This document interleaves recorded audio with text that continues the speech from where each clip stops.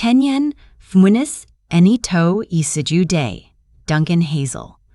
Humcum. Egnest agaecum. Gwen.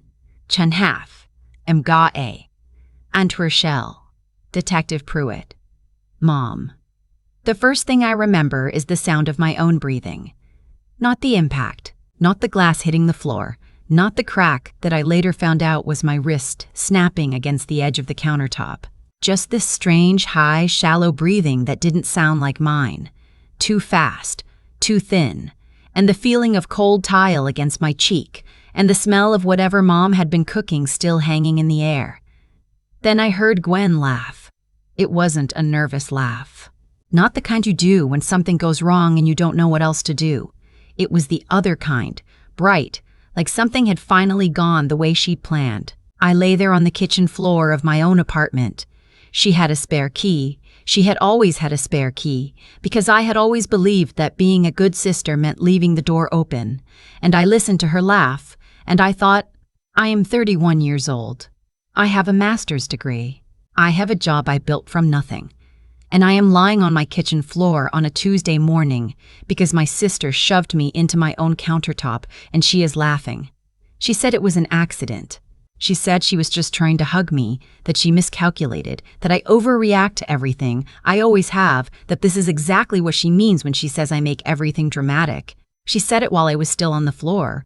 She didn't help me up. I told myself it was fine. I had been telling myself that for 26 years. I should explain who Gwen is, because if I just say, my sister shoved me, people picture something it wasn't. They picture a fight, two people in each other's faces, mutual escalation. That's not what Gwen does. Gwen doesn't escalate. She plants. She is 3 years older than me, which means she had a 3-year head start on deciding who I was going to be in this family. By the time I was old enough to form sentences, she had already told everyone I was sensitive. Dramatic, difficult. She said it sweetly, with this little concerned tilt of her head, the way you describe a puppy who nips. And once a story gets told enough times, it stops being a story and starts being a fact. So when things happened, when I came home with a bruise I couldn't explain, when I flinched at something nobody else flinched at, when I cried at the dinner table and couldn't say why, the story was already there waiting. That's just Hazel. She feels things very strongly. Mom believed it. Mom still believes it, not because she's a bad person. I've spent a lot of time sitting with that question, and I genuinely don't think she's bad.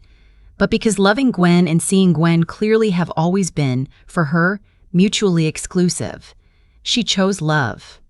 I understand it, I don't forgive it, but I understand it. The Tuesday it happened, Gwen had come over unannounced. That was also a pattern. She didn't call ahead because calling ahead gave me the chance to say no, and Gwen had never in her life allowed me the option of saying no. I had been up since 5, working. I was in the middle of something when she let herself in. I heard the key, heard the door, heard her come into the kitchen and open my refrigerator like she lived there. And I felt that familiar thing. Not quite dread, more like bracing, the way you brace before a wave hits. She wanted to talk about Mom's house. Mom had been in assisted living for 7 months by then, which had been my decision to arrange and Gwen's decision to resent. The house was sitting empty. Gwen wanted to sell it. I wanted to wait. I thought Mom might still come home, eventually, that it was too soon to close that door. We had talked about this before. It always ended the same way. What I don't remember clearly is the moment itself. I remember turning around from the counter. I remember her face doing something, a shift, a decision, and then I was falling, and the countertop caught my wrist on the way down, and then the floor. What I remember clearly is that she did not look surprised. She left before I could stand up. She said she had somewhere to be. She said I should put ice on it, said it like she was describing something that had nothing to do with her, and then I heard the door. I sat on my kitchen floor for a long time. The wrist hurt in that specific deep-seated way, that's different from a bruise, different from a strain, the kind of pain that has a bottom to it that you can't press through. I knew even then, but knowing and doing something about it are different things when you've spent your whole life being told your pain is an exaggeration. I waited until the next morning. I told myself I was being cautious, giving it time, seeing if it improved. That's what I told myself. What I was actually doing was the thing I had always done, which was waiting to see if I could make the evidence disappear before anyone had to see it. It didn't improve. By morning, my wrist was swollen and the color of a storm cloud, and I couldn't close my hand around anything. I drove myself to urgent care. I did not call Gwen. I did not call Mom's facility. I pulled into the parking lot, sat in my car for 10 minutes, and then walked in alone. The intake nurse asked me what happened. I said I fell. It is remarkable how automatic that answer was. I didn't plan it, didn't think about it. It was just there, already formed, the way a reflex works. I fell. I didn't say who helped me. The nurse typed something and sent me to wait. The urgent care doctor was a woman named Dr. Hendricks. I know that name from the paperwork, not because I was in any state to remember introductions. She was quick, efficient, pressed along my wrist with 2 fingers, watched my face while she did it. She ordered the x-ray without saying much. When she came back, she sat down. That's the thing I noticed first, that she sat down. Doctors at urgent care don't usually sit. They stand at the door. They give you the information in the 90 seconds they have before the next room. They're already halfway out when they're talking to you. She pulled the chair from the corner and sat directly across from me and put the films up on the light panel. She said, "This is a buccal fracture. It's the kind of break we typically see from a fall onto an outstretched hand, but looking at the angle and the location." She paused, chose words carefully. "This is consistent with impact against a fixed surface from lateral force, not a fall." I didn't say anything. She asked me how it happened. I said I fell again. She looked at me for a moment. Then she said, "I'm going to ask you something, and I need you to know there's no wrong answer, and nothing you say leaves this room without your consent unless I have a specific legal obligation. Has anyone hurt you?" I had never been asked that question directly before. Not once in 31 years. And something about the directness of it, the fact that she wasn't tiptoeing, wasn't offering me a softer version, just asked the thing plainly, something came loose. I didn't cry. I want to be clear about that because I think it matters. I didn't break down, didn't make a scene. I just sat very still and said, "I'm not sure how to answer that." And Dr. Hendricks said, "Take your time." I told her about Gwen. Not everything. Not 26 years of it. But enough. The shove. The countertop. The key. The laughing. The fact that this was not the first time I'd been hurt in ways I couldn't fully explain, just the first time the evidence was too visible to dismiss.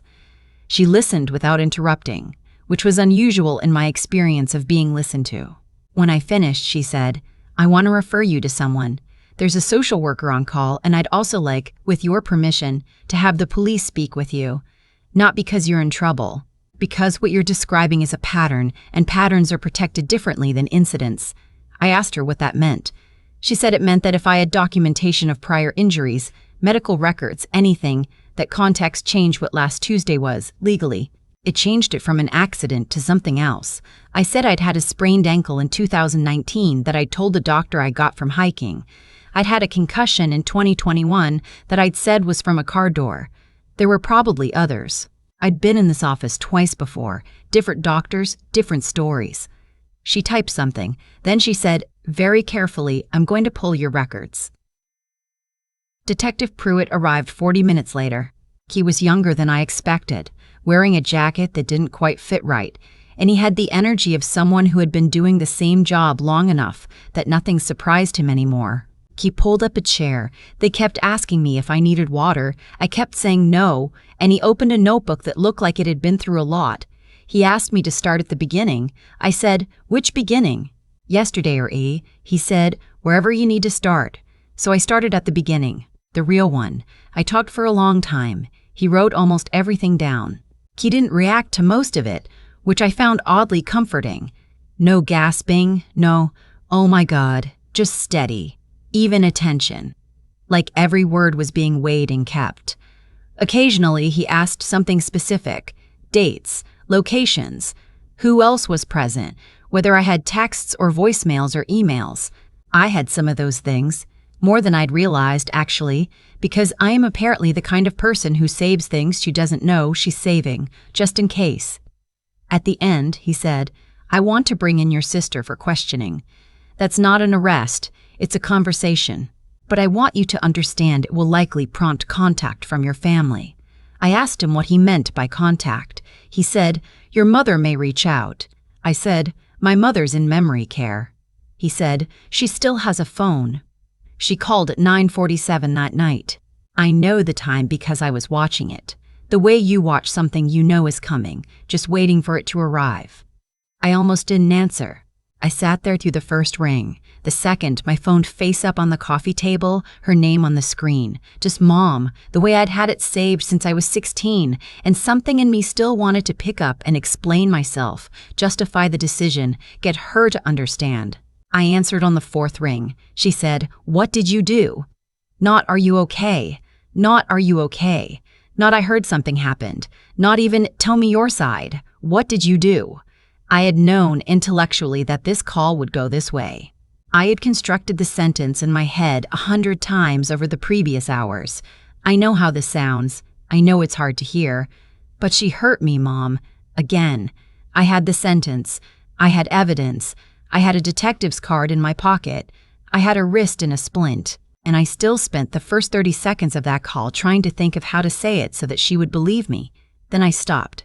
I said, "Gwen broke my wrist." She said that wasn't what Gwen told her. I said, "I know." She said that Gwen was very upset. She said Gwen was fragile right now, with everything going on with the house and the stress of the situation. She said I knew how Gwen got when she was overwhelmed, that she didn't mean things, that I shouldn't take everything so literally. I had heard versions of this my entire life. She doesn't mean it. She's overwhelmed. You know how she gets. What I had never understood, until that exact moment, was that those sentences weren't explaining Gwen. They were instructing me. They were telling me what I was supposed to do with her behavior, absorb it, make room, move my own feelings out of the way. I said, "I'm not doing this anymore." She said, "Hazel." I said, "I love you. I can't do this anymore. Good night." And I hung up. I sat with the silence afterward. It was the loudest quiet I'd ever sat in. The investigation took 11 weeks. I will not pretend those 11 weeks were clean or simple. There is a version of this story, the version I think people want, where I get out, I cut contact, I heal, and justice is swift and total. That is not what happened. What happened was slower and more complicated and, in some ways, harder than what came before, because at least before I had the comfort of not knowing what I was dealing with. Detective Pruitt subpoenaed my medical records. He found the ankle, the concussion, a bruised rib from 2017 that I had attributed in the urgent care notes to walked into a door frame. He found 3 other visits in the past 9 years where I had come in with something that didn't quite match the story I told. He also found, in the course of interviewing witnesses, people from my building, people who had seen Gwen come and go, a pattern of behavior that was harder to explain away than I expected. She had a way of making herself visible after incidents, coming by with food, making sure the neighbors saw her being a concerned sister. It looked to Detective Pruitt like someone who was very aware of appearances. When they brought Gwen in, she was cooperative and polished and plausible. I know this because Detective Pruitt told me. He said she told a good story. He said she presented well. I told him I wasn't surprised that she had been practicing that story, the one where I was the fragile one, and she was the capable one doing her best for longer than either of us had been adults. He said, "The records tell a different story." They did. 9 years of medical records read together in sequence tell a very different story than 9 years of one-off explanations. She was charged with felony domestic assault. The felony designation came from the documented pattern, not just the single incident. From evidence that this was not a moment of lost control, but something with a history behind it. I did not go to the arraignment. My therapist. I started seeing one 6 weeks into the investigation, which I should have done years earlier, which I say not to perform self-awareness, but because it is genuinely true. My therapist said I didn't have to, and I believed her. I did go to the sentencing hearing. I sat in the third row on the left side, and I watched Gwen stand in front of a judge and listen to what she had done, read back to her in language that was plain and chronological and did not leave room for interpretation. She wore a gray blazer. She kept her hands folded. She looked from where I was sitting, like she was attending a meeting she wished she could reschedule. Her attorney argued for leniency. Prior history, stress of a family caregiving situation, no prior criminal record. He was good. He made it sound almost reasonable. The judge sentenced her to 18 months probation, mandatory counseling, a no-contact order, and restitution for my medical bills. No jail time. I am going to be honest about what I felt when the judge said that, because I think pretending would be easier and I'm tired of easy. I felt cheated. I felt the particular hollow kind of rage that comes from knowing the system worked. It processed the thing correctly. It reached a conclusion. The no-contact order means I am safer now than I was. And also knowing that 18 months probation and mandatory counseling is not what 26 years of being a person's practice target feels like on the receiving end. The judge's job is not to make the punishment match the feeling. I understand that. I understood it walking out of that courtroom into the afternoon and standing on the sidewalk while the world went about its business around me, completely indifferent to the fact that something had just ended. I stood there for a long time. Mom called again 2 days after the sentencing. I didn't answer. I listened to the voicemail. She said she hoped I was proud of myself. She said the family would never be the same. She said I should have handled it privately. I saved the voicemail. I don't know why. Maybe because there's a part of me that still hopes, someday, to play it back and feel nothing. I sent her a card a week later. Not explaining, not defending. Just, I love you. I hope you're comfortable. I'll be here when you're ready to see things clearly. I don't know if she read it. I don't know if she ever will. There is a thing that happens when you leave a situation like this that nobody warns you about. Everyone warns you about the hard part. The confrontations, the legal process, the family taking sides. And all of that is as hard as they say. But nobody warns you about the strange, vertiginous feeling of having space. I came home after the sentencing and I walked into my apartment, and the key in the lock was the only key in the lock because I had changed it 7 weeks earlier, and the apartment was quiet in a way that apartments don't usually get to be. Just mine. Nobody in my refrigerator. Nobody with a version of me they needed me to perform. I stood in the kitchen. My wrist still had the splint on it. 4 more weeks, the orthopedic doctor had said.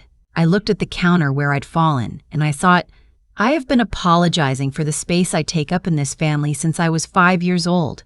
I don't think I'm done with the grief of that. I don't think I'll be done for a long time, but I'm done apologizing. People ask me sometimes, people who have heard versions of this, do friends or whatever, why I didn't say something sooner, why I kept going back, why I kept the key active, kept answering the calls, kept writing off the injuries. I want to answer that honestly, because I think the honest answer is more useful than the easy one. The honest answer is because I was taught that my account of things wasn't reliable. That's not dramatic. That's not me building a case. It's just what I was taught. From the time I was small, the story in my family was that I felt things too strongly, reacted too dramatically, couldn't be trusted to accurately read a situation. And when that's your origin story, when that's the water you've grown up swimming in, you learn to run everything through that filter before you say it out loud. Am I overreacting?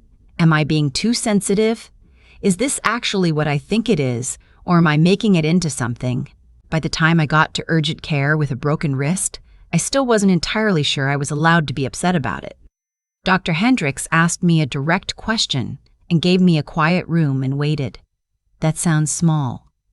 It wasn't small. Sometimes one person asking a direct question and actually waiting for the answer is the thing that unravels 26 years of a story you were told about yourself.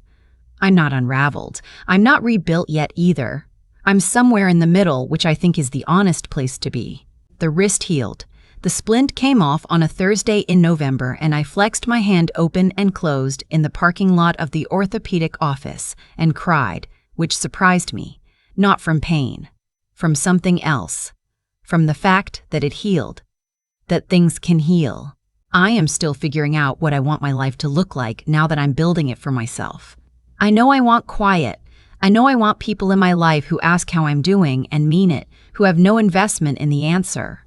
I know I want, more than almost anything, to stop having to be strong about this particular thing, to just feel how heavy it was and let it be heavy without immediately explaining that it's fine. It's not fine. Most of it was not fine. And I'm allowed to say that. That's newer than it sounds.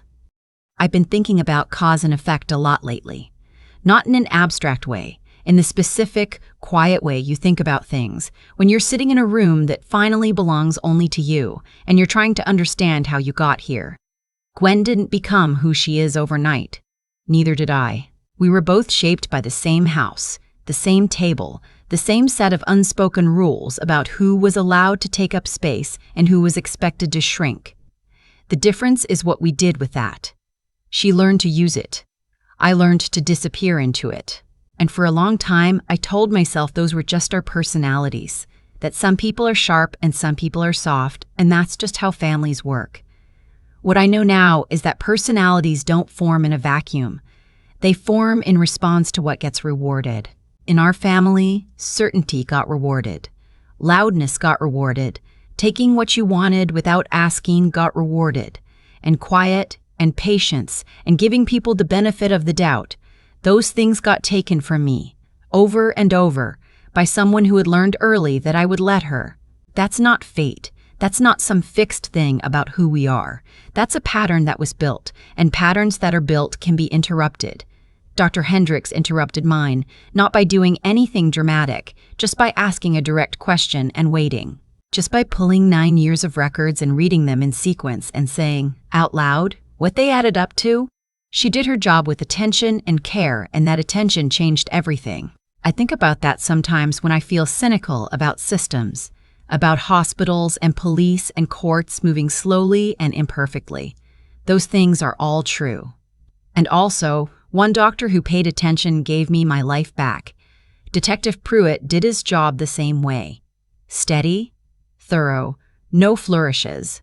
He didn't tell me what to feel. He didn't promise me anything.